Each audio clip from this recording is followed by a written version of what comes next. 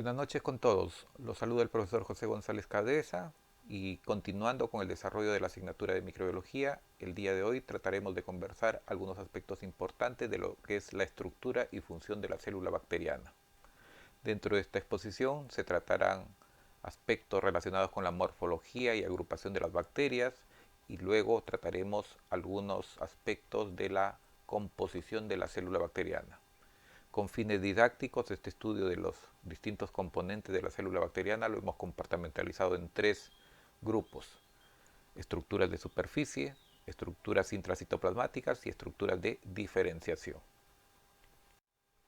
Veamos entonces en primer lugar la morfología de las bacterias. En cuanto a la morfología, podemos decir que las formas más frecuentes de bacterias son tres. La primera de ellas, los cocos, que son bacterias que adoptan configuraciones más o menos esféricas o ligeramente elipsoidales. Luego tenemos los bacilos, que en este caso se trata de bacterias más o menos cilíndricas. Y por último tenemos las espirilos. Son bacterias que en este caso adoptan una configuración de tipo helicoidal en torno a un eje ficticio. No obstante, en la naturaleza podemos también encontrar otras morfologías, como pueden visualizar en la parte central la imagen de una bacteria de forma estrellada, o la que aparece aquí en la parte lateral derecha, bacterias tremendamente alargadas que comúnmente las conocemos como bacterias filamentosas. En cuanto a las agrupaciones, las células bacterianas, cuando se dividen, muchas veces generan patrones de agrupación, ¿no? Ese patrón de agrupación mayormente sucede en cocos antes que en bacilos. Los cocos, cuando se dividen en torno a un solo eje, usualmente van a configurar estreptococos, es decir, cocos en cadenas. Pero sin embargo, si la bacteria está definida genéticamente para dividirse en tres planos, eje, X, Y y Z, pues en ese caso se constituirán en conglomerados de cocos, muy probablemente como estafilococos, o alternativamente también pueden estructurarse formas geométricas más o menos definidas, constituidos por un conjunto de cocos, que los conocemos con el nombre de sarcinas, tal como se muestra en este caso.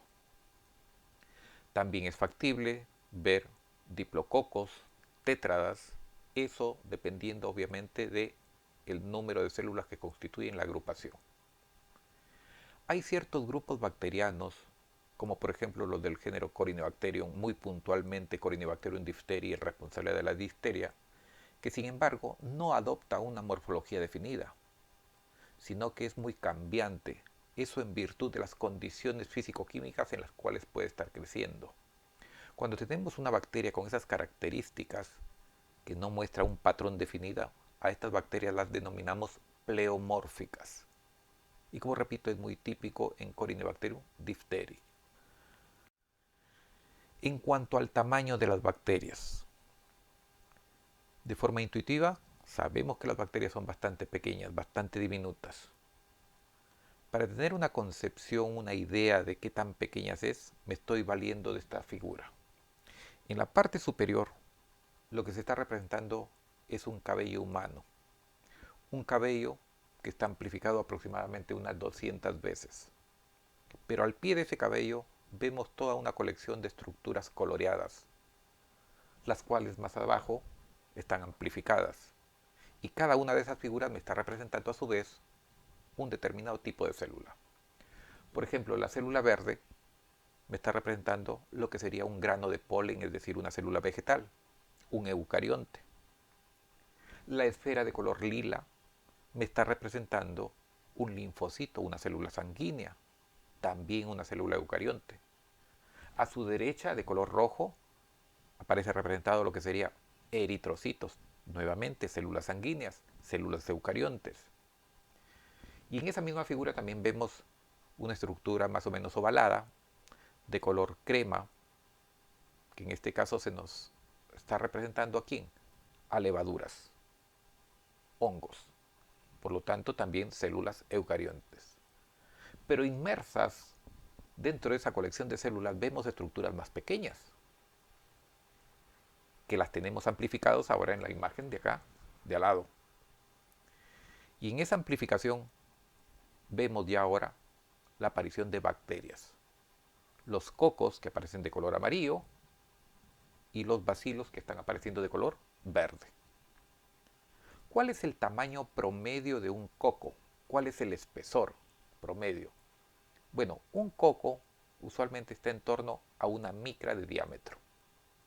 Los bacilos, de igual forma, el espesor de un bacilo está también en torno a una micra. La longitud de un bacilo es cambiante, variable. Eso mayormente va a depender, obviamente, de la especie bacteriana que estemos estudiando, y alternativamente también la longitud va a depender de las condiciones de cultivo en que le estemos proporcionando a esa bacteria para su crecimiento. En conclusión, observando esa imagen, puedo llegar a una conclusión de que las células bacterianas, las células procariontes como tal, usualmente son mucho más pequeñas que las células eucariontes. Y que la unidad de medida que me es de utilidad dentro del mundo bacteriológico, obviamente es la micra. Pasamos ahora a la estructura celular bacteriana. Como ya había comentado anteriormente, la célula bacteriana, sus distintos componentes los vamos a agrupar en tres grandes categorías: estructuras intracitoplasmáticas, estructuras de cubierta o de superficie y estructuras de diferenciación. La célula bacteriana, si bien es cierto, presenta una relativa simplicidad frente a la célula eucariota, sin embargo no deja de guardar sus particularidades. Dentro de lo simples que son bastante complejas. Entonces abordaremos en primer lugar las estructuras intracitoplasmáticas.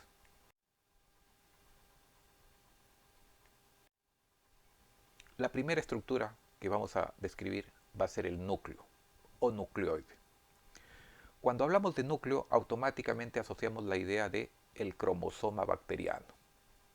En este caso, el cromosoma bacteriano está dado por una molécula de DNA.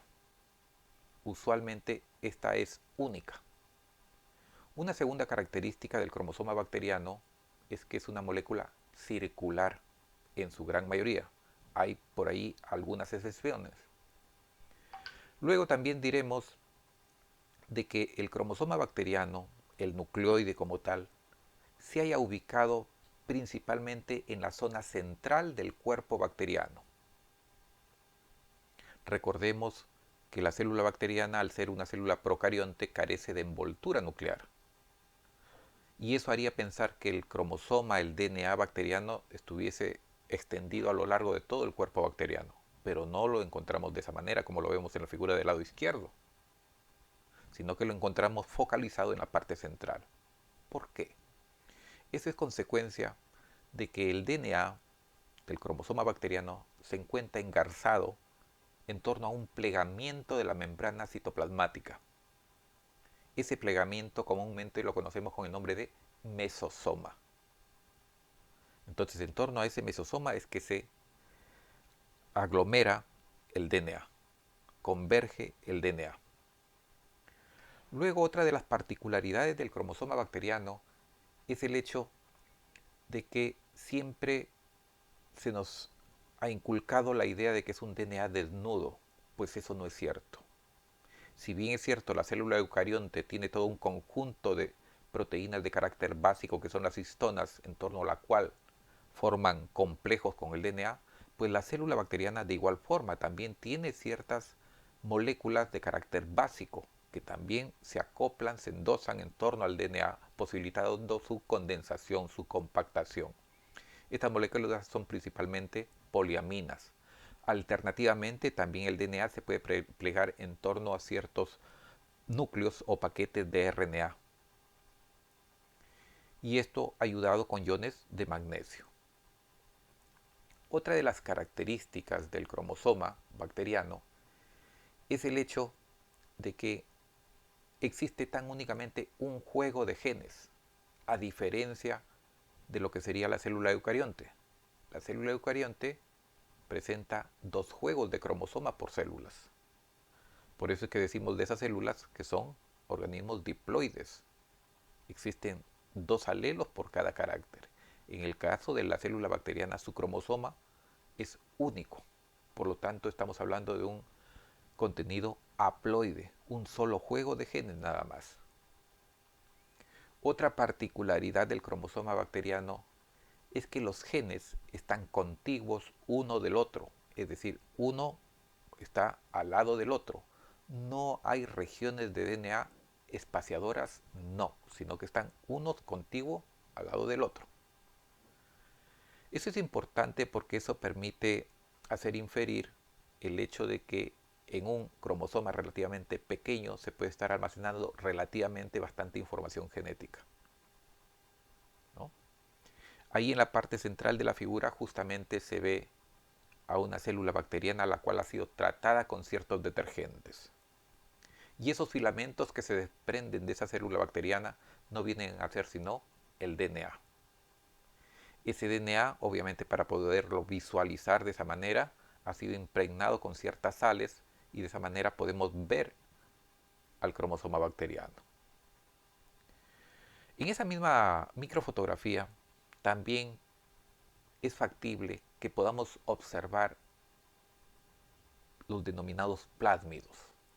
Los plásmidos son moléculas extracromosómicas que en tamaño obviamente son bastante diminutos si los comparamos frente al tamaño del cromosoma bacteriano.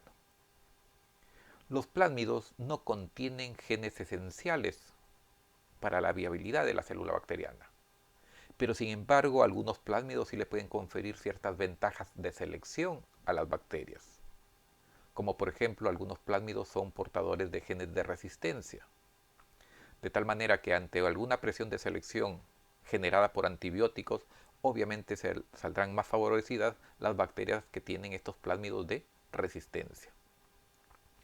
Estos plásmidos tienen también a su vez una replicación autónoma, es decir, el cromosoma puede estarse replicando y los plásmidos quizás no, o alternativamente, los plásmidos se pueden estar replicando y el cromosoma bacteriano no lo está replicando. Entonces tienen un sistema de replicación autónoma. Y eso es consecuencia de que tienen distintos orígenes de replicación sobre los cuales actúan maquinarias distintas de replicación. El número de plásmidos de una bacteria va a depender también del sistema de replicación. Usualmente los categorizamos en 3 grupos. Bacterias con escaso número de plásmidos, aquellas bacterias que tienen tal vez entre 3, 5 u 8 plásmidos por célula. Bacterias con mediano número de plásmidos pueden ser bacterias que pueden tener 30, 50 plásmidos. Pero también hay bacterias con un elevado número de plásmidos. 100, 200, 500 plásmidos por bacteria. ¿Por qué es tan importante ese detalle? Porque si estamos asumiendo de que los plásmidos son portadores de genes de resistencia, obviamente en aquellas células bacterianas que presentan un gran número de plásmidos y cada uno de ellos es portador de un gen de resistencia, obviamente la resistencia se va a acentuar. Por eso es interesante también merituar la carga de plásmidos que tiene una célula bacteriana. Un bonito ejemplo lo constituyen, por ejemplo, el gen BLA. El gen BLA está presente en un plásmido, pero ese gen BLA codifica una beta-lactamasa. La beta-lactamasa es una enzima que hidroliza a los beta-lactámicos. Beta-lactámicos como puede ser la ampicilina. Al hidrolizarlo, obviamente la ampicilina pierde actividad sobre la bacteria. El blanco de la ampicilina, ¿cuál es? Es su pared celular, pero al quedar hidrolizada esa ampicilina, obviamente ya no trabaja sobre su blanco y de esa manera la célula bacteriana sale bastante bien librada. Esta otra tablita la muestro tan únicamente para hacer ver de que efectivamente la gran mayoría de los cromosomas bacterianos son cromosomas circulares. Por ahí excepcionalmente, como en el caso de Borrelia, son cromosomas lineales. Luego también, de forma excepcional, algunos pueden tener más de un único cromosoma, pero lo usual, como repito, es que presenten solamente un solo cromosoma. En esa denominación ND, por si acaso, significa no determinado. ¿Qué más podemos encontrar al interior del cuerpo bacteriano? Al interior del cuerpo bacteriano también es factible encontrar ciertos corpúsculos de reserva, ¿no? Dependiendo qué es lo que está reservando, estos corpúsculos intracitoplasmáticos adoptan distintas denominaciones. Por ejemplo, cuando se almacena el carbono, se almacena formando unos gránulos denominados gránulos de ácido polibeta hidroxibutírico. Luego el exceso de las glucosas o de glucosa puede almacenarse a modo de almidón o a modo de glucógeno. El exceso de fósforo, que es tan necesario para la fuente energética, es decir, el ATP, o tan necesario para los ácidos nucleicos, ese fósforo se puede almacenar formando unos gránulos denominados los gránulos de volutina o gránulos de metacromáticos. También otro ejemplo de gránulos son los magnetosomas. Muchas bacterias tienen déficit por ciertos metales, pero sin embargo han desarrollado ciertas capacidades para atrapar metales, ¿no? Los metales, como el fierro, obviamente son empleados más adelante al interior de esa bacteria para o como cofactor proteico o enzimático. Esos son los magnetosomas. Vamos con las estructuras de cubierta. En primer lugar voy a describir brevemente algunas características de lo que es la membrana citoplasmática bacteriana, focalizándome en esas particularidades de la membrana bacteriana. Bueno, la membrana citoplasmática bacteriana es muy similar a una convencional membrana citoplasmática, pero con la diferencia de que tiene un alto contenido proteico conformando esa membrana. La membrana citoplasmática, bien sabemos de que se trata de una bicapa lipídica. Esta bicapa lipídica tiene de espesor aproximadamente 8 nanómetros, es decir, 80 angstrom. Y empotrada en esa membrana lipídica encontramos proteínas. Pero sin embargo el contenido proteico en esa membrana es bastante elevado si lo comparamos frente a otros grupos biológicos. Las proteínas pueden llegar a constituir hasta el 60% de todo el contenido. La pregunta es, ¿por qué? La razón es muy sencilla. Cuando habíamos visto estructuras intracitoplasmáticas, no hemos descrito un sistema de endomembranas en la célula bacteriana. No hay un complejo de Golgi, no hay un retículo endoplasmático liso, rugoso o cualquier otra estructura de endomembrana. Y en una célula convencional como una célula eucarionte, usualmente estas endomembranas tienen incorporadas proteínas. La célula bacteriana, al no tener ese sistema de endomembrana, las proteínas ¿dónde las tiene? Las tiene a nivel de membrana citoplasmática. Y esa es la razón por la cual tienen una alta concentración de proteínas. Otra de las características de esa membrana citoplasmática es que carece de esteroles, pero sin embargo sí tiene una molécula alternativa, que son los opanoides. Son moléculas planas que le dan cierta rigidez a la membrana citoplasmática bacteriana. Los esteroles son propios, por ejemplo, de las membranas citoplasmáticas de células eucariontes. Entonces aquí una pequeña diferencia. ¿Con qué funciones lo asociamos a la membrana citoplasmática bacteriana? Principalmente lo asociamos con tres funciones. En primer lugar, diremos que la membrana citoplasmática bacteriana es una estructura semipermeable. Eso significa que va a posibilitar un tránsito selectivo de moléculas, tanto de adentro hacia afuera como de afuera hacia adentro. No cualquier molécula entra ni tampoco cualquier molécula sale.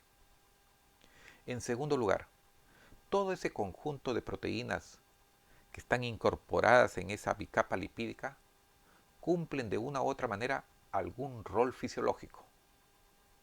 Por ejemplo, en esa membrana va a haber todo un ensamblaje de proteínas involucrados con los procesos de generación de energía. La célula bacteriana carece de mitocondrias. Sin embargo, el ATP, la energía, ¿dónde se genera? A nivel de la membrana citoplasmática. Eso implica que en esa membrana debe de estar incorporada todo el conjunto de proteínas y enzimas que canalicen la síntesis de ATP. Un otro ejemplo. En esa membrana también van a haber ensamblados proteicos y enzimáticos que se van a comportar como transportadores. Por ejemplo, la célula bacteriana, al igual que cualquier otro organismo vivo, obviamente como producto de su metabolismo está generando productos tóxicos. Y estos productos tóxicos obviamente pueden salir fuera de la célula por simple difusión. Pero allí hay un problema. El problema es de que si aspiraríamos a que estas moléculas tóxicas saliesen de forma pasiva por un simple fenómeno de difusión, siempre habría un remanente que condicionaría la muerte de la célula bacteriana. Sin embargo, la célula bacteriana ha desarrollado mecanismos de transporte para la evacuación de estos productos tóxicos. Eso a través de una serie de transportadores. Otro ejemplo es la captación de la glucosa. La glucosa, al ingresar a la célula bacteriana, no ingresa como glucosa sola, sino que ingresa como una glucosa fosforilada. ¿Dónde se efectúa esa fosforilación de la glucosa? Justamente a nivel de la membrana. Ahí está justamente el andamiaje enzimático que posibilita esa síntesis. Y una tercera función, la que ya les había comentado, era una función de tipo energética. La célula bacteriana, al igual que cualquier otro ser vivo, necesita de energía, necesita generar ATP. Y ya también comentaba que la célula bacteriana carece de mitocondrias. Una típica mitocondria tiene todo un andamiaje de proteínas y enzimas a nivel de las crestas internas para generar ATP. Pero como la célula bacteriana carece de mitocondrias, ¿dónde están esas proteínas y enzimas? Pues están en la superficie, a nivel de membrana citoplasmática.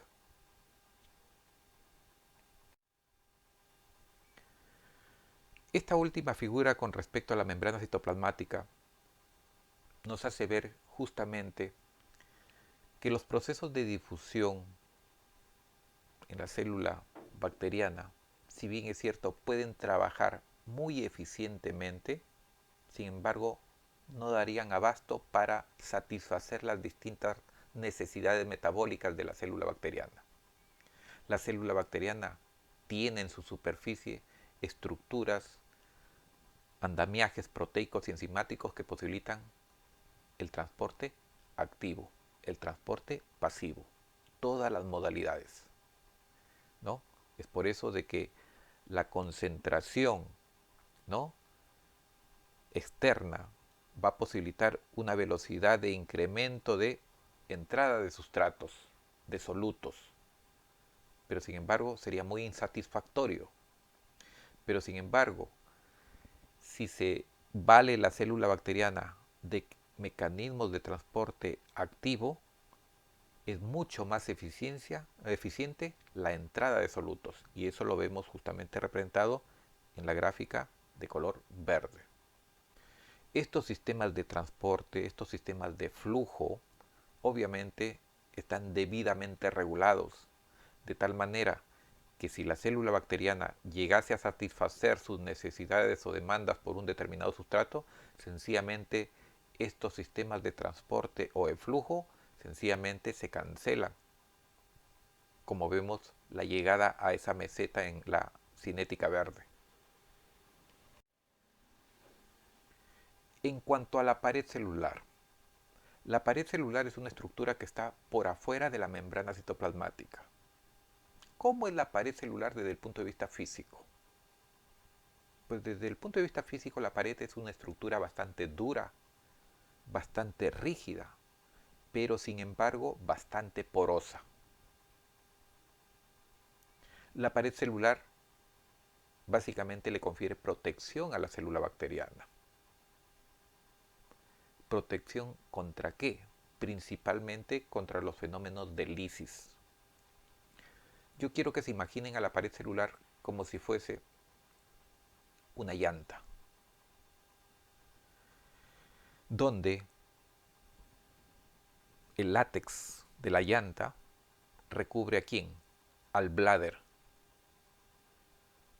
Cuando uno insufla aire a una rueda, la rueda irá ganando volumen. El bladder interno se seguirá hinchando, pero llegará un momento donde esa rueda, dentro de ciertos parámetros, no va a adquirir un mayor volumen. ¿Quién se lo limita? La coraza esa de caucho.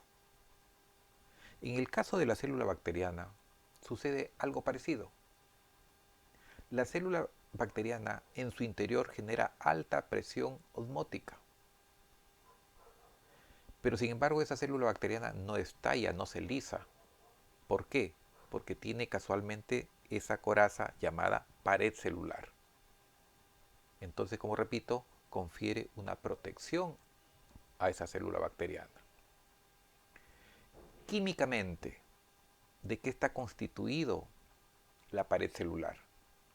La pared está hecho de un polímero que comúnmente lo conocemos con el nombre de peptidoglicano o mureína. Ese polímero a su vez está constituido de 3 componentes que se repiten continuamente: 2 carbohidratos y una pequeña cadena de aminoácidos. ¿Cuáles son esos 2 carbohidratos? El N-acetilmurámico y el N-acetilglucosamina. Y la cadenita de aminoácidos comúnmente lo conocemos como el polipéptido. Ahí los 3 componentes químicos que forman parte de este polímero llamado mureína o peptidoglicano.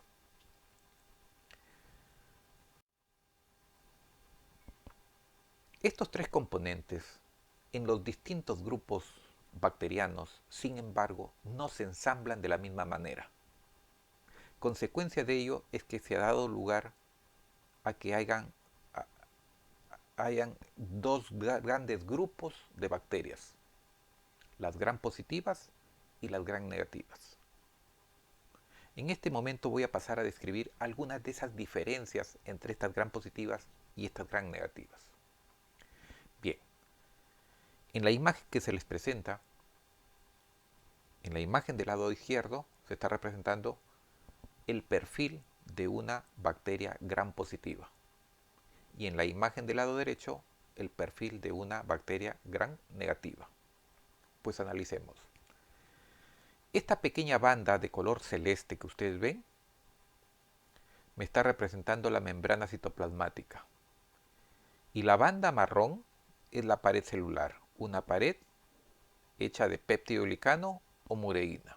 Eso es en la gram positiva. ¿Cómo está ensamblado en la gram negativa?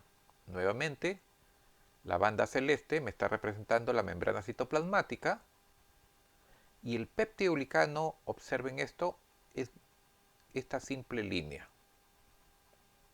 Entonces, la primera diferencia que yo puedo obtener al observar esta figura es que el peptidoglicano de la gram positiva es mucho más gruesa que la de la gram negativa. Primera diferencia. Segunda diferencia. Si yo observo la estructura de la pared de la gram positiva, es una estructura bastante sencilla. Está hecha solamente de peptidoglicano. Pero ¿qué pasa en la pared celular de la gram negativa? La pared no solamente está diseñada de peptidoglicano, sino que alternativamente también se encuentra otra cubierta más. Esta cubierta extra comúnmente la conocemos como la membrana externa. Para algunos autores también le denominan la capa LPS. Esa membrana externa tiene una naturaleza lipídica. En espesor, la gran positiva y la gran negativa son aproximadamente del mismo espesor las paredes celulares, pero con la segunda diferencia, de que la gran negativa, al tener esa membrana externa, obviamente es mucho más compleja que la de la gran positiva.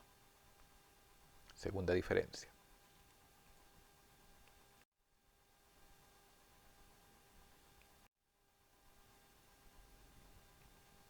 ¿Qué tenemos aquí? Aquí tenemos una representación de cómo es que está ensamblado ese peptidoglicano. Observen la figura del lado derecho. En el lado derecho se está representando el peptidoglicano. Entonces, la primera característica al observar esa figura es que hay una serie de cubiertas. Pues bien, esas cubiertas están constituidas por pequeñas esferas. Cada esfera me está representando un azúcar, que puede ser el N-acetilmurámico o el N-acetilglucosamina. Pero observen, están intercalados. Por ejemplo, M hace alusión al N-acetilmurámico y G al N-acetilglucosamina. GM, GM, GM. Es decir, hasta ahí ya tenemos dos componentes de los tres componentes que constituyen el peptidoglicano. El N-acetilglucosamina y el N-acetilmurámico. Pero ahora agudicen un poquito más la vista y se darán cuenta de que entre capa y capa hay unos pequeños puentes. Esos pequeños puentes se están estableciendo entre un N-acetilmurámico de una capa versus el otro N-acetilmurámico de la otra capa. Y ese pequeño puente que se está formando, ¿quién lo estaría dando? El polipéptido, esa secuencia de aminoácidos entre N-acetilmurámico y el siguiente N-acetilmurámico de la siguiente capa. Si ese esquema lo llevamos ya a la interpretación molecular, lo tenemos en el lado izquierdo. Observen. Aquí tengo representada una gran negativa. Aquí tengo una capa, N-acetilglucosamina, N-acetilmurámico, N-acetilglucosamina. Aquí tengo otra capa, glucosamina, murámico, glucosamina, murámico y así sucesivamente. Pues bien, entre este N-acetilmurámico y este otro N-acetilmurámico se va a establecer un puente generado por aminoácidos. De cada murámico está saliendo 4 aminoácidos: alanina, ácido glutámico, el ácido diaminopimélico, DAP significa diaminopimélico, y la alanina en posición 4. De igual forma, del otro murámico está saliendo una alanina, un ácido glutámico, en tercera posición el ácido diaminopimélico y en cuarta posición una alanina. Pues bien, de cada murámico está saliendo esta cadenita de 4 aminoácidos y aquí otros 4 aminoácidos. El puente se consolida al unirse estos 4 aminoácidos con estos otros 4 aminoácidos. Y para ello se establece un enlace covalente. Un enlace covalente entre el diaminopimélico que se encuentra en posición 3 versus la alanina en posición 4. Entonces, ese es el modo como es que está estructurado el peptidoglicano en las bacterias gram negativas. Observemos ahora qué está sucediendo en las bacterias gram positivas.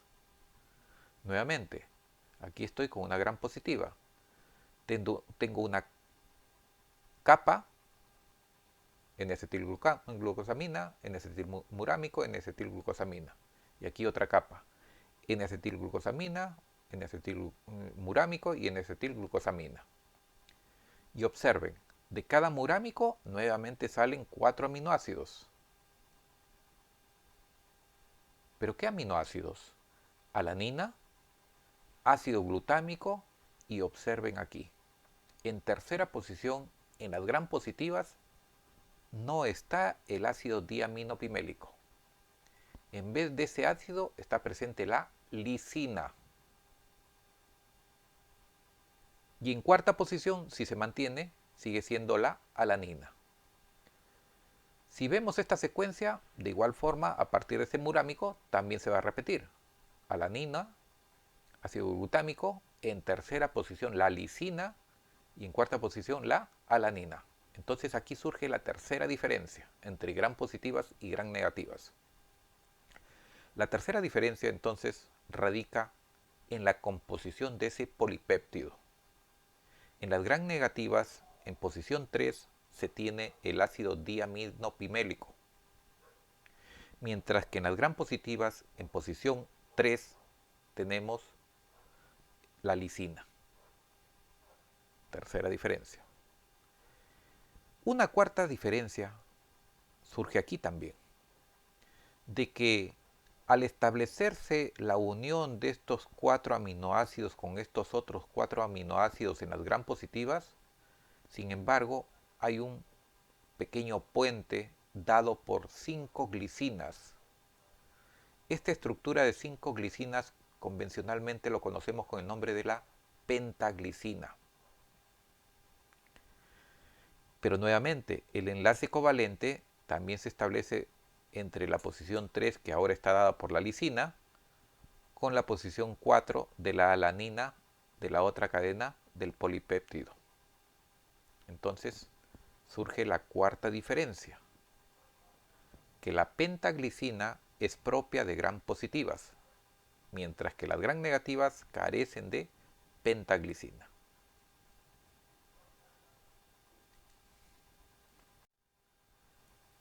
Continúo con las diferencias. Aquí se está representando otra figura. En la parte lateral izquierda tengo una célula gram positiva y una célula gram negativa.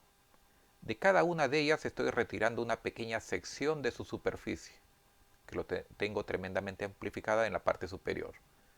Y de igual forma de la gram negativa estoy retirando una sección y la tengo amplificada aquí en la parte lateral derecha. Bien.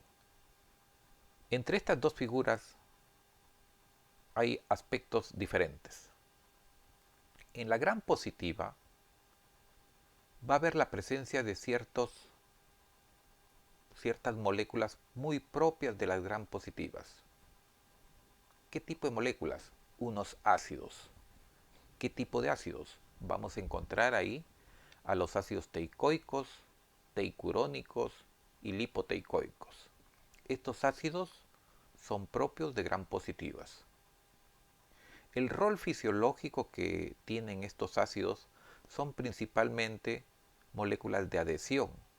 No con esto estoy diciendo de que sean el único elemento de adhesión que pueda tener las células bacterianas. No, es un mecanismo de adhesión que se vale la célula bacteriana, pero tiene también otras estructuras alternativas mediante la cual la célula bacteriana se puede adherir a un determinado sustrato o a un determinado tejido. ¿Correcto? Y la otra gran característica de estas moléculas, de estos ácidos, es que son moléculas altamente antigénicas, estimulan tremendamente nuestro sistema inmunológico. Entonces, quinta diferencia. Los ácidos teicoicos son propios de las gram positivas. Las gram negativas carecen de ácidos teicoicos. Ahora observemos la gram negativa. Cuando yo observo la membrana externa de esa gram negativa, que la tengo aquí, me doy cuenta que existen ciertos poros. Pues efectivamente, hay unos canales que surcan la membrana externa de esta pared celular. A estas estructuras de tipo tubular, nosotros lo conocemos con el nombre de porinas. Estas porinas no vienen a ser sino ensamblajes proteicos que condicionan la formación de estructuras tubulares, a través de las cuales obviamente pueden circular una serie de metabolitos. Pero quiero que adviertan lo siguiente: estas estructuras tubulares no llegan hasta el mismo citosol de la célula bacteriana, sino que estas estructuras tubulares llegan hasta el mismo peptidoglicano nada más.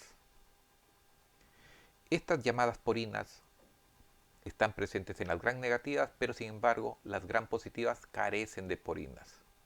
Por lo tanto, ahí ya tenemos la quinta o sexta diferencia.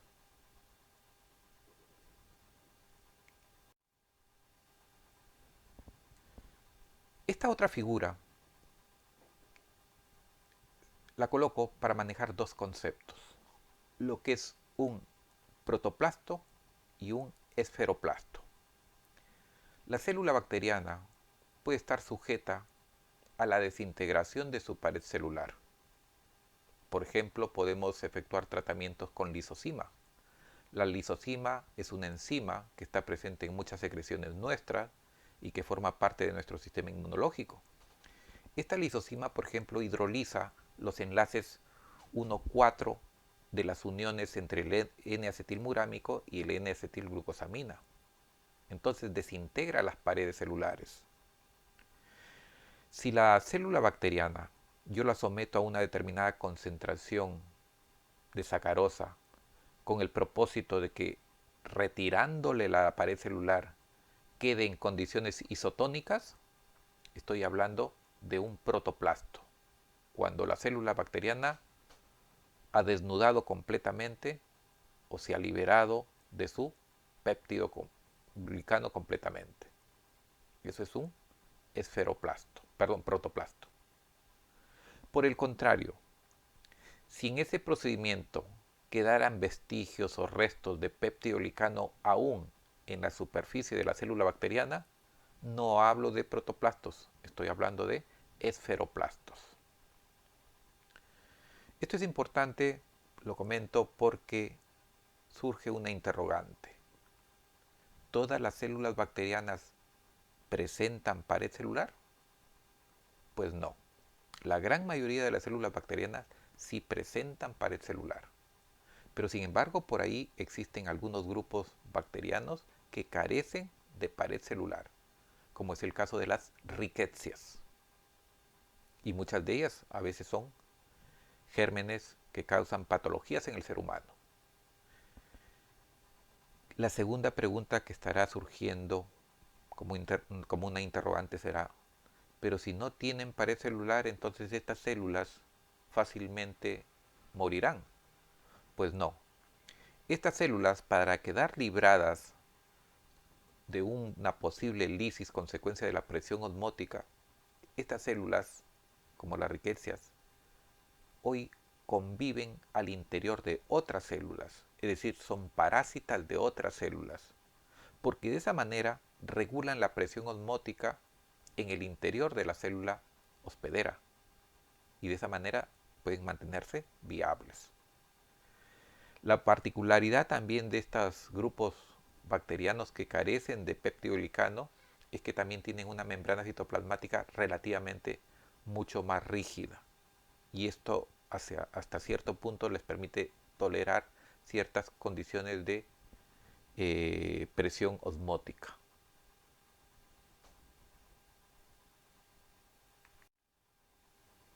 Aquí tenemos una microfotografía tomada al microscopio óptico y vemos pues un sinnúmero de bacterias. Pero sin embargo vemos bacterias teñidas de color violeta como bacterias teñidas de color fucsia.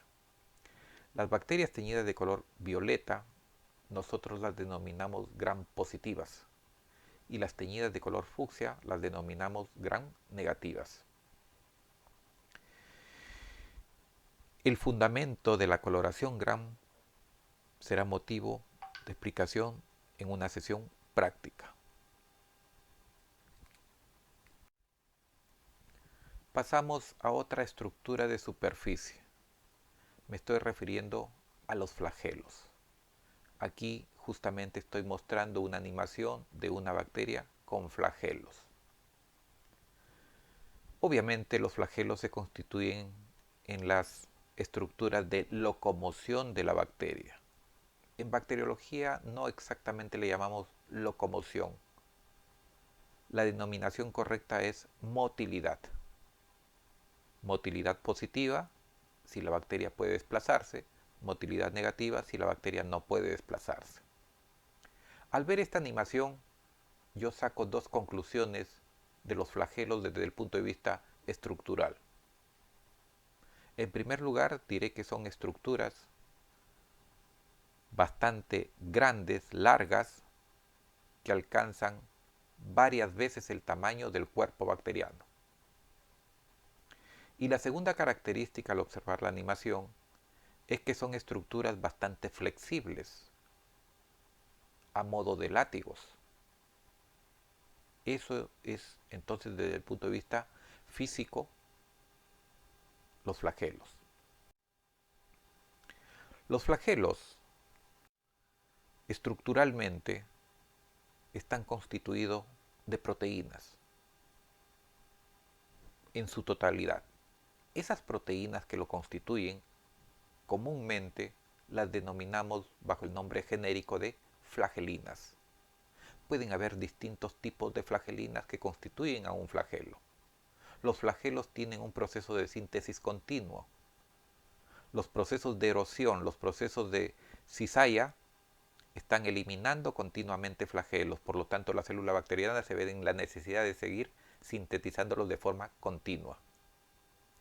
Ahora bien, los flagelos en una célula bacteriana pueden presentarse bajo distintas formas. Por ejemplo, hay bacterias como la de la parte superior, donde presentan un único flagelo. Cuando tenemos bacterias con un único flagelo, a estas bacterias las denominamos comúnmente como bacterias monótricas. Mono, uno. Tricos significa látigo, flagelo. También podemos encontrar especies bacterianas que presentan todo un mechón de flagelos en uno de los polos. En este caso las denominamos lofótricas. Lofótricas. Una tercera posibilidad es encontrar bacterias que presenten flagelos en ambos extremos, en ambos polos. A estas bacterias las denominamos anfítricas. O alternativamente también encontramos bacterias que presentan flagelos en toda la superficie del cuerpo bacteriano. A estas las denominamos perítricas. Y a aquellas bacterias que sencillamente no presentan flagelos, sencillamente las conocemos con el nombre de átricas. Átricas. Aquí vemos algunos ejemplos de estos tipos de bacterias con distintos flagelos en su superficie.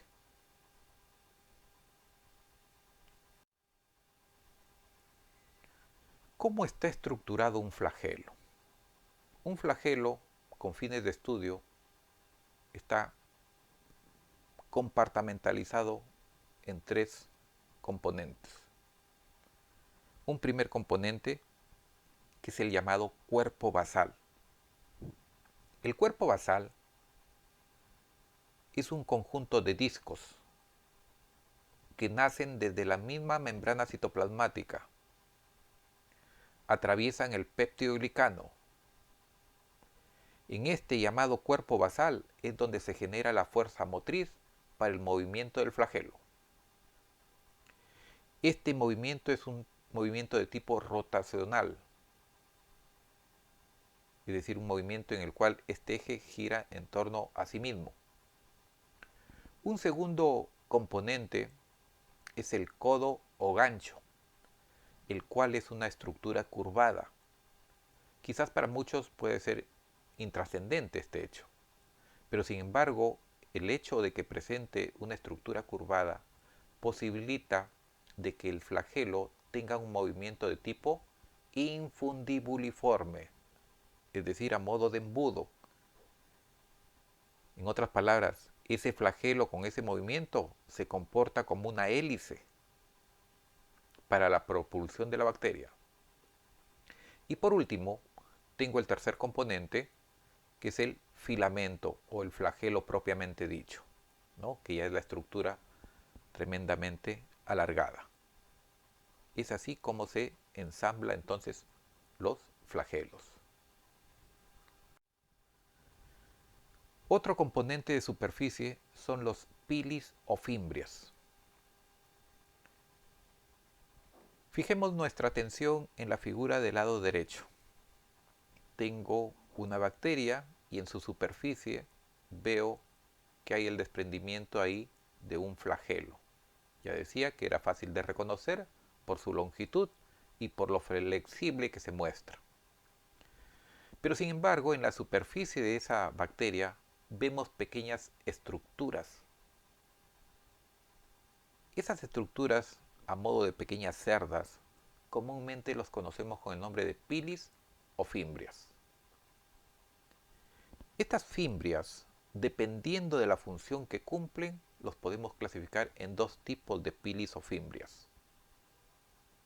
Tenemos las fimbrias o pilis ordinarios, cuya función principal es la de posibilitar la adhesión a distintos tipos de sustratos. Y en la figura del lado izquierdo tenemos otro tipo de pili, el denominado pili sexual, que lo va a desarrollar algunas bacterias bajo ciertas circunstancias donde las células bacterianas van a intercambiar material genético. Pues bien, voy a citar un ejemplo con respecto a los pilis ordinarios.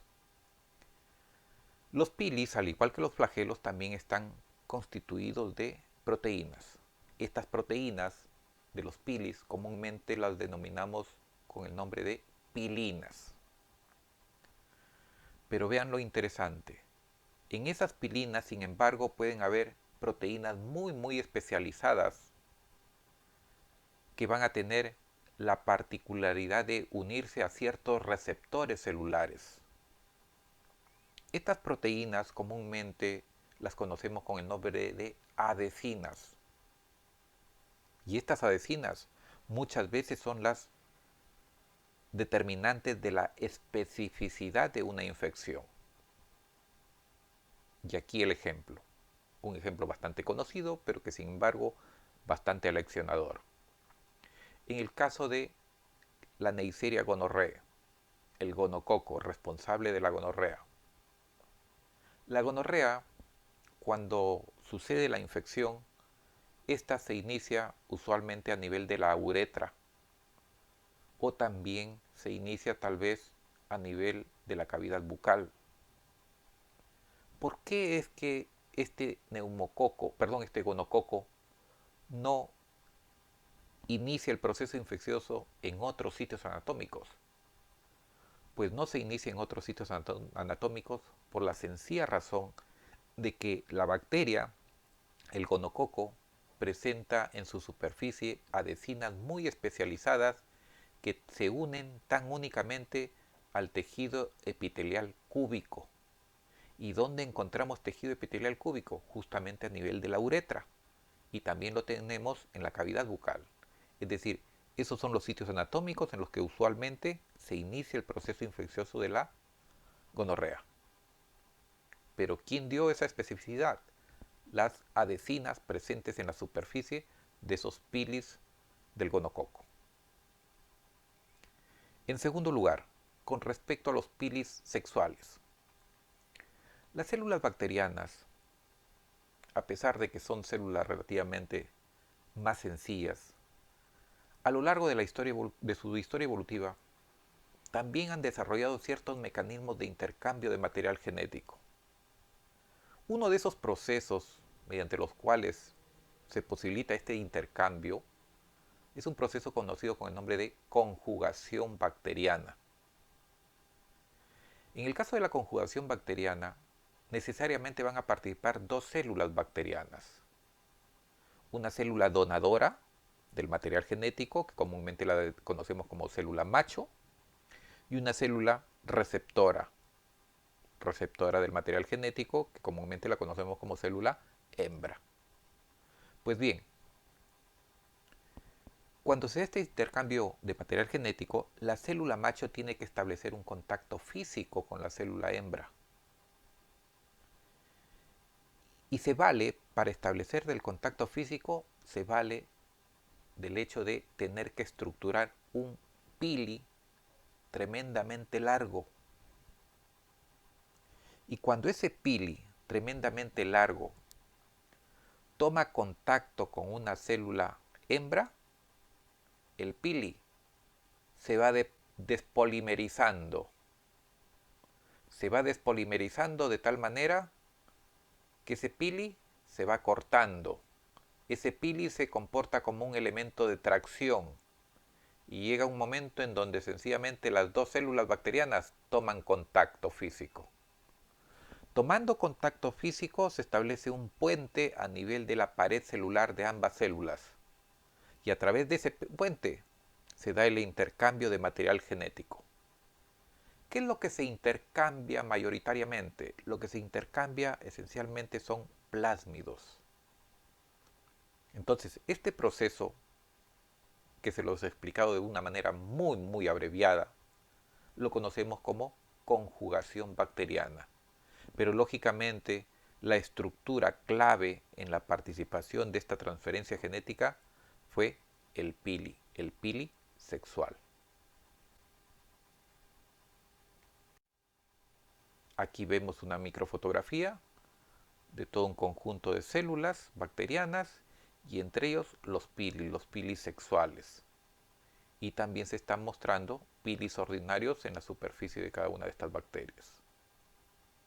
Debo de aclarar de que el pili sexual no se comporta como una estructura de tipo tubular a través de la cual circula el material genético. No. El pili sexual se comporta tan únicamente como un elemento de tracción, consecuencia de la despolimerización que sufre después de haber tomado contacto con la célula receptora. Otro componente de superficie, la cápsula y el glicocáliz. Aquí les presento una microfotografía, puntualmente de bacilos. Pero al observar esa microfotografía me daré cuenta de que alrededor de estos bacilos existe una especie de halo transparente, más claro que el fondo. Pues ese halo no viene a ser sino la cápsula. La cápsula, desde el punto de vista físico, ¿qué textura tiene? Pues la cápsula es como si fuese un moco. Tiene una naturaleza mucoide que reviste a ciertos grupos de bacterias. Entonces lo que estamos viendo ahí, por ejemplo, son bacterias, bacilos, que presentan cápsula. Aquí mismo presento otras imágenes de otras bacterias con cápsula. Y en esta imagen me interesa de particular interés la imagen de la parte lateral derecha. En la parte lateral derecha no son bacilos con cápsula, sino que se trata de cocos con cápsula. Lo que están viendo son a Streptococcus pneumoniae, el neumococo, el principal germen bacteriano asociado con cuadros neumónicos. Y aquí hago un alto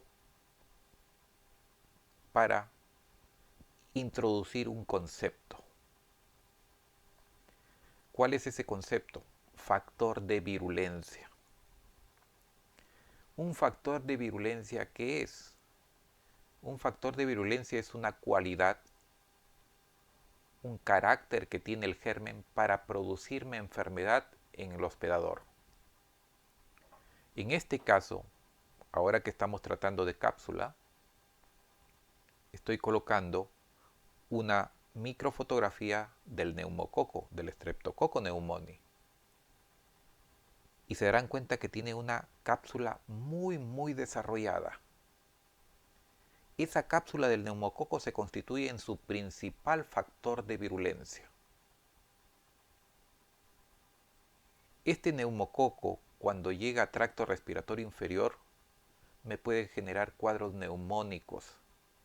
Ante esa situación, mi sistema inmunológico se pone en marcha.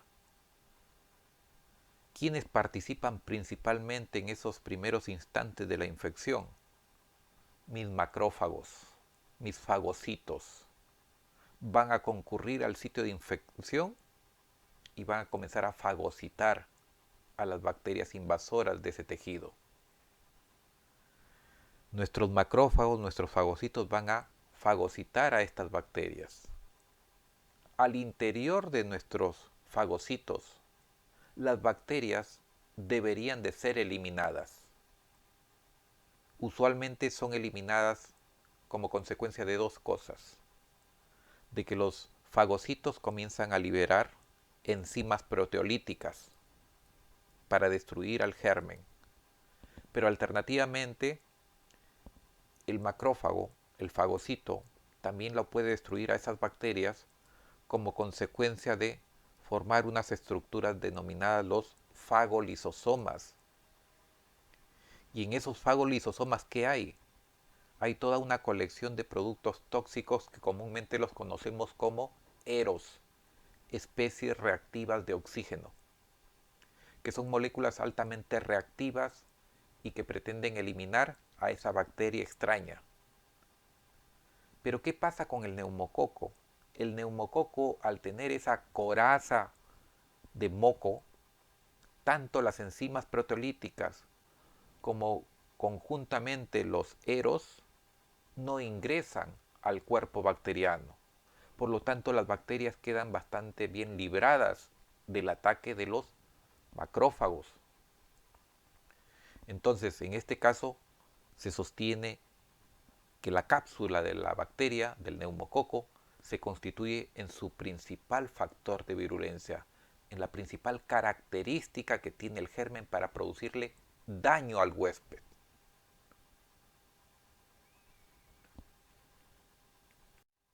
En cuanto al origen de la cápsula, hay distintas teorías. Algunos dicen que la cápsula es un sitio de almacenaje de energía y otros, por el contrario, dicen de que es un lugar de desecho metabólico. No está claro aún en la actualidad cuál es el verdadero rol de la cápsula. Esa cápsula, químicamente, ¿de qué está hecha? De un polímero, que puede ser dextrán o leván. El dextrán es un polímero hecho de glucosas. Y el leván o levanos, como también quieren llamarlo, es un polímero hecho de fructosas. En el caso del dextrán o dextranos, si digo que es un polímero de glucosas, obviamente estas glucosas quedan unidas, eslabonadas por una actividad enzimática. Entonces las enzimas que posibilitan la síntesis de ese dextrán, ¿quiénes son? Son las glucosiltransferasas. Y en el caso del leván o levanos, para que se ensamblen esas unidades de fructosa, participa todo otro conjunto de enzimas, que en este caso son las fructosiltransferasas. Bien, ¿cuál es la función de la cápsula? A la cápsula nosotros la asociamos con tres funciones. Primera función, desde el momento en que digo que es una estructura con un aspecto mucoide, obviamente la cápsula la asocio con la función de adhesión. Va a posibilitar que fácilmente las bacterias se adhieran a distintos tipos de sustratos. Por ejemplo, el Streptococcus mutans, una bacteria cariogénica que todos nosotros tenemos. Nosotros podemos cepillarnos los dientes, pero sin embargo al cabo de unas cuantas horas nuestros dientes ya están revestidos de bacterias. A pesar de que las piezas dentales son estructuras bastante lisas en su superficie, pero aún así las bacterias son capaces de adherirse. Streptococcus mutans justamente se adhiere con mucha facilidad como consecuencia de presentar cápsula. Entonces la primera función la asociamos con la adhesión. La segunda función, la cápsula lo asociamos con el evento que ya les comenté. Lo asociamos con la resistencia a la fagocitosis. Y la tercera función, la cápsula la asociamos con la inhibición de la fagocitosis. Me explico. Cuando hay un proceso infeccioso, el tejido que se ve afectado y conjuntamente con la bacteria que está presente en ese tejido, comienzan a generar todo un conjunto de mediadores químicos que van difundiendo. En esta difusión de estos mediadores químicos, nuestras células del sistema inmune, llámese fagocitos, van a detectar a esos mediadores químicos a la distancia. Y por quimiotaxis, los fagocitos se van a dirigir al sitio de infección.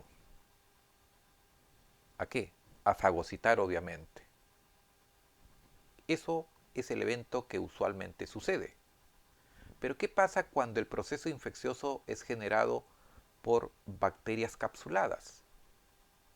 Ahí se genera el inconveniente de que estas bacterias capsuladas no liberan demasiados mediadores químicos. Al no generarse estos mediadores químicos, no van a quedar estimulados los fagocitos. Los fagocitos no van a detectar dónde es que se está produciendo el foco infeccioso. Y mientras tanto, la infección en el sitio anatómico sigue progresando. Por lo tanto, la tercera función con la que yo asocio la cápsula es la de inhibición o detención de la fagocitosis.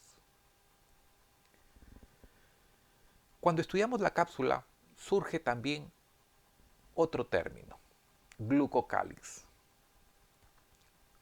¿Qué es el glucocálix? Si ustedes ven esas figuras, las dos células bacterianas han sido cortadas de forma tangencial.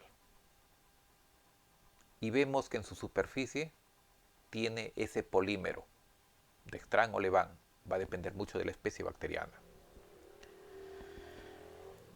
Yo le denomino cápsula cuando ese polímero está muy bien ensamblado, es bastante compacto, bastante definido, como lo vemos en la figura inferior. Pero a veces este polímero no se ensambla de una manera suficientemente compacta, sino que se ensambla de una manera laxa, floja. Es ahí en donde en vez de llamarle cápsula, lo denominamos glicocálix. En conclusión, cápsula y glicocálix es lo mismo. Lo único que se diferencia entre uno y otro es la naturaleza física a cómo se presenta. Repito, si se presenta de una forma compacta, muy bien delimitada, le denomino cápsula. Si por el contrario presenta pues una forma irregular, eso me está reflejando de que se está ensamblando de una manera bastante floja, muy hidratada, ¿no? En ese caso lo denomino glicocálix. Y paso ahora a la última estructura, a las estructuras de diferenciación, que en este caso dentro del mundo bacteriano solamente hay una. Me voy a referir puntualmente a la espora o endospora. Esta estructura, llamada espora, no todas las células bacterianas lo desarrollan. Solamente algunos géneros bacterianos son capaces de desarrollarlo, como puede ser el género Bacillus o el género Clostridium. Esos son los géneros representativos que pueden formar espora o endospora. ¿Pero qué es la espora? La espora es una estructura de resistencia. ¿Qué significa eso? De que cuando estos grupos bacterianos como los bacillus o los clostridios están sometidos a situaciones de estrés, llámese por calor, falta de nutrientes, desecación o cualquier otra condición adversa, es que comienzan a desarrollar una espora. Y eso les permite resistir esas condiciones de adversidad. Bien. Para entender esto, hay que partir de un concepto previo, lo que es una célula vegetativa y una célula esporulada. Le denomino una célula vegetativa a aquella célula bacteriana que está con un metabolismo muy intenso, una célula o células que están proliferando masivamente. Digo que ahí están en fase vegetativa.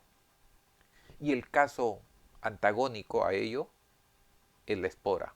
La espora es una estructura de resistencia donde prácticamente su metabolismo de la célula se ha reducido a cero.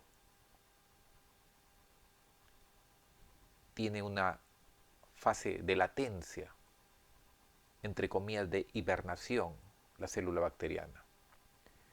Este proceso, donde las células en fase vegetativa comienzan a recibir situaciones de estrés hasta llegar a formar una espora, lo denominamos esporulación. Repito, la esporulación no viene a ser sino el proceso de conversión de las células vegetativas a formas esporuladas. La espora es una estructura que resiste las condiciones adversas y las puede resistir por décadas.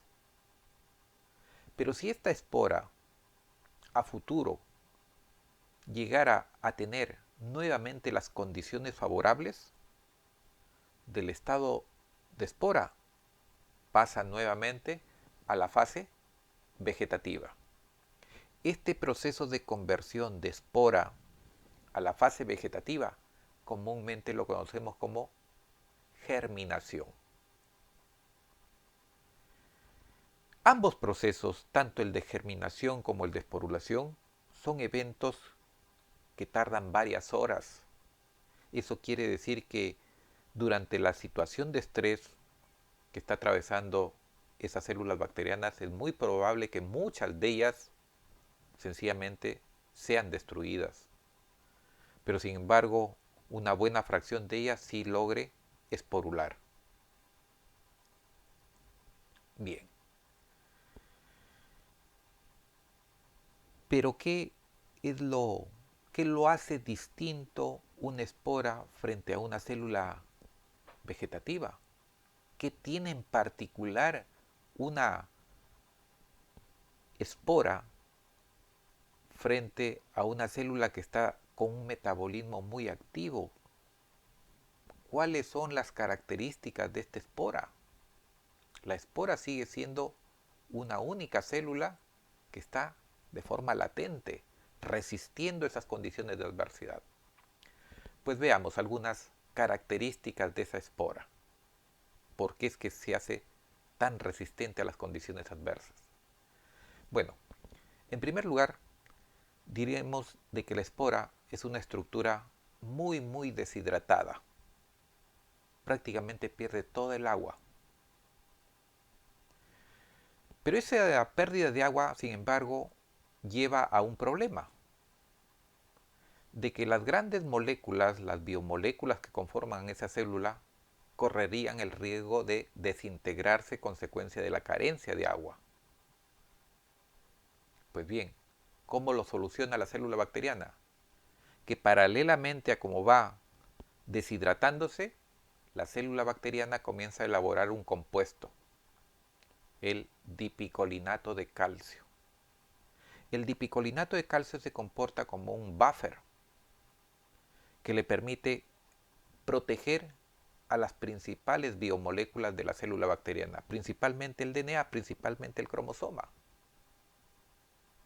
Si no hubiese ese dipicolinato de calcio, sencillamente el cromosoma se fragmentaría muy fácilmente. ¿Correcto? Bien, pero ¿qué otros cambios? Si estoy sosteniendo de que la espora es una estructura que está en latencia, con un metabolismo prácticamente en cero, eso significa que no tiene exigencia por demanda de ATP. Entonces no hay síntesis de ATP. Pero sin embargo, la espora almacena un precursor para la síntesis de ATP. ¿Cuál es ese precursor? Es el gliceraldehído 3-fosfato. Ya veremos en clases posteriores de que el gliceraldehído 3-fosfato es un intermediario de la vía glicolítica. Entonces, como gliceraldehído 3-fosfato se almacena de forma potencial la energía. Pero quizás los cambios más espectaculares suceden a nivel de las cubiertas de la espora. En primer lugar, la célula bacteriana va a tener la típica pared celular, constituido con su peptidoglicano.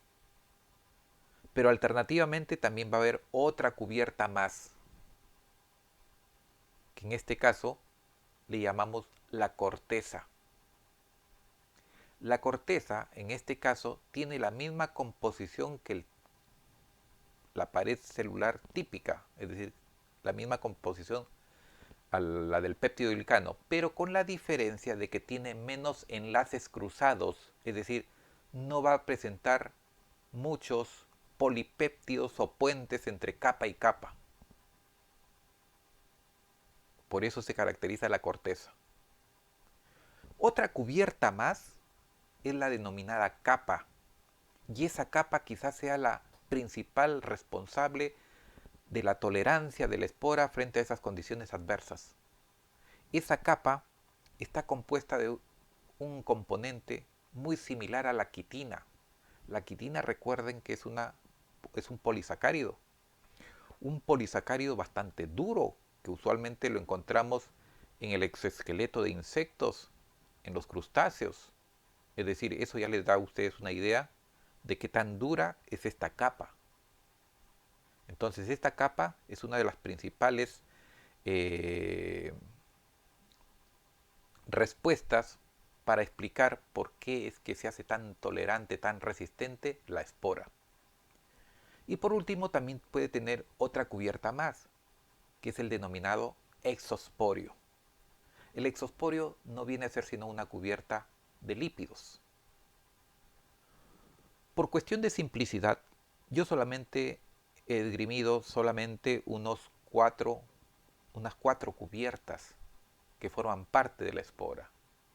Pero sin embargo, pueden existir otras tantas cubiertas con otras tantas funciones y características. Pero en esencia, la espora configura la estructura de resistencia. Pues bien, ahora ya conociendo cómo es que está estructurada la espora, hagamos un simple análisis. Si yo tengo una célula en fase vegetativa, si esta célula llegase a caer en condiciones adversas, condiciones de estrés, calor, temperatura, pH, osmolaridad, desecación, esta célula bacteriana va a desarrollar una espora. Pero adviertan el detalle, la espora sigue siendo la misma célula bacteriana. Esta espora, si a futuro nuevamente tendría condiciones favorables de nutrientes, pH, temperatura, la espora ahora se transforma en una forma vegetativa a través de un proceso llamado germinación. Pero esta espora, ¿a cuántas células dio origen? A una única célula bacteriana. ¿A qué puedo concluir entonces? De que la formación de esporas no hay que tomarlo como un sistema de reproducción. No. El término espora en biología tiene varias acepciones. Pero en el campo netamente bacteriológico como el que nos estamos desenvolviendo, la espora tiene solamente la connotación de ser una estructura de resistencia ante condiciones medioambientales adversas. No tiene una connotación reproductiva. Cuando abordemos el capítulo de hongos, tocaremos nuevamente este término, espora. Pero en hongos, el término espora sí va a tener una connotación de tipo reproductiva.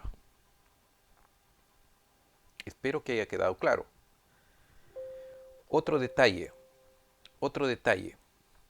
Esa espora, cuando se estructura en una célula bacteriana, muchas veces se forma en distintas posiciones dentro del cuerpo bacteriano.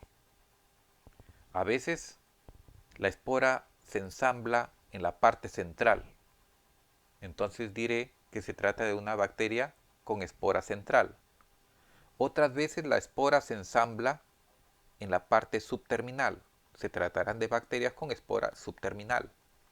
O alternativamente, una tercera posición donde la espora se ensambla en la parte terminal del cuerpo bacteriano. Ahí diré que se trata de una bacteria con espora terminal. En esta formación de la espora también cabe la posibilidad de que la espora altere la morfología del cuerpo bacteriano. Por ejemplo, se puede estar formando una espora en la parte central, pero que como consecuencia de lo grande que es la espora, altera la morfología de la bacteria. En este caso, ¿qué diré? De que se trata de una espora central deformante. O si esta deformación está en la parte subterminal o terminal, ¿qué diré?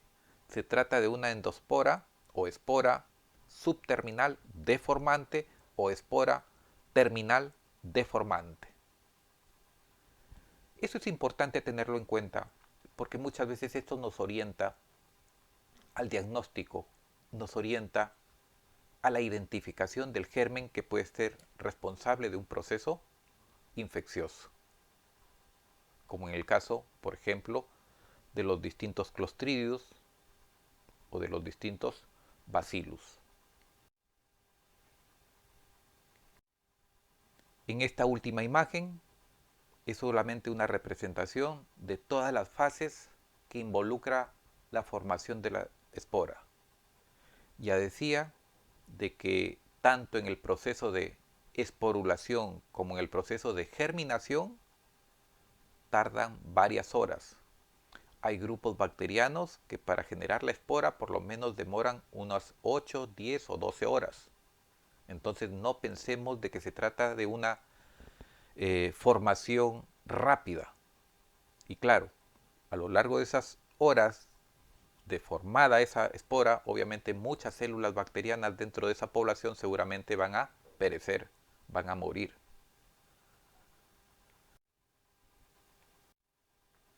Y bueno, yo con esto me estoy despidiendo. He tratado de hacer esta clase lo más sucinta posible y estaré sometido a sus distintas interrogantes el día de clases durante esta semana. Muy amables. Gracias.